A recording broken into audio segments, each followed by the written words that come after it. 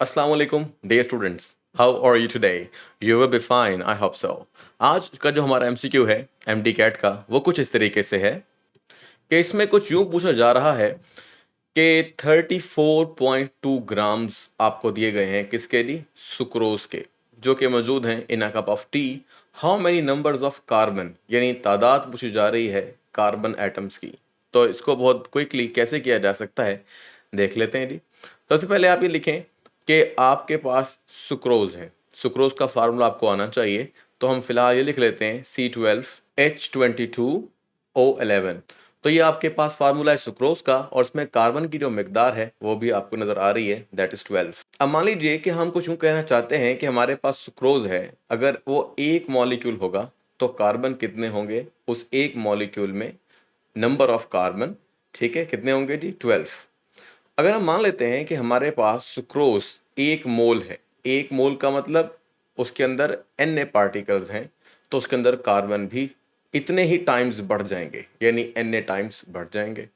अगर हम ये कहते हैं कि सुक्रोज का जो मॉलिक्यूलर वेट है वो आपको याद होना चाहिए, वरना आप निकाल सकते हैं, ठीक है। Carbon 12 multiply by 12, hydrogen 1 times 22, 11 16 times 11, तो मल्टीप्लाई करके सबको सम कर लें तो आपके पास आएगा 342। वैसे ये हमारे बुक में मुख्तलिफ जगहों पे मौजूद है, इसलिए आपको डायरेक्टली याद होना चाहिए। अब हम जो करने लगे हैं वो कुछ यूं है कि हमें जो दिया गया मैस वो कितना है जी? वो आपके पास है 34.2।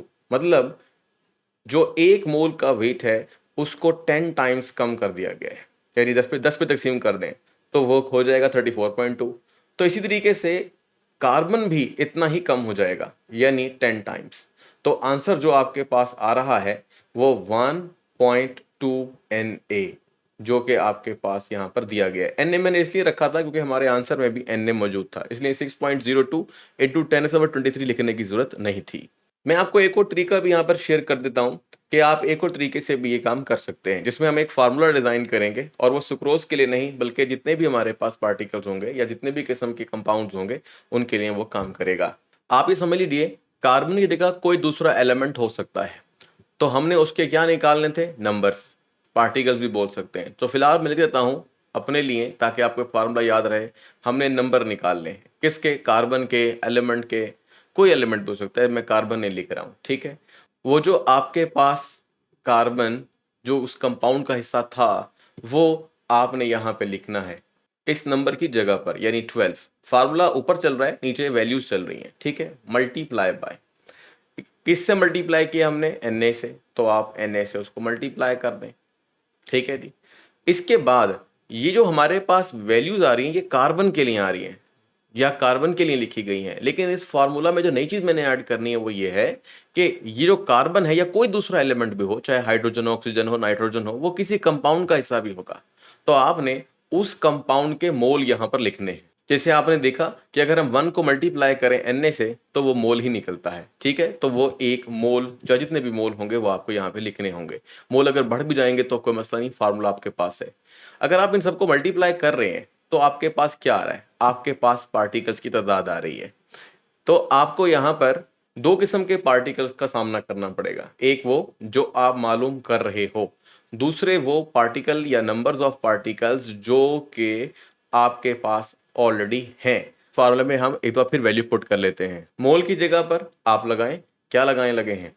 मोल इज इक्वल, देखो हमें इस क्वेश्चन में मोल नहीं दिए गए हैं, हमें मैस दिया गया है, तो फिर मोल की जगह लिखें मैस ओवर मोलर मैस, ठीक है। ये आपने सुक्रोज के लिए लिखना है, तो आपको कितने मैस कितना दिया गया है? 34.2 डिवाइड बाय, और मोलर मैस कितना होता है? 342 मल्टीप्लाई बाय कितने कार्बन है? 12, तो आके तुमने 12 आ गया, मल्टीप्लाई बाय Na, या अगर वैल्यूज बाकायदा तौर पर दी गई हो पॉइंट रेस्ट पावर समथिंग के अंदर तो आप 6.02 इंटू 10⁻23 लिख सकते हो, वरना Na लिखो क्योंकि हमें यहाँ पर Na ही दिया गया है मुख्तलिफ जगहों पर।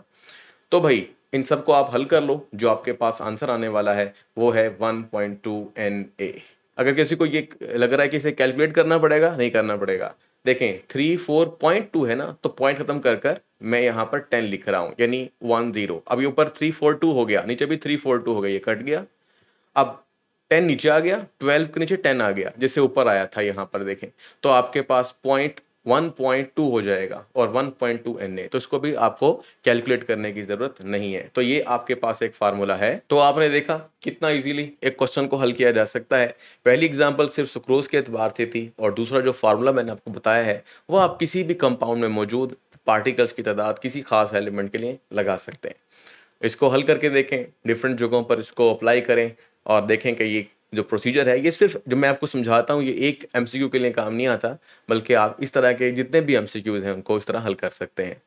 तो मिलते हैं अगले एमसीक्यू में। अपना ख्याल रखिएगा। लाइक, शेयर एंड सब्सक्राइब ज़रूर कर दें। अल्लाह हाफ़िज़।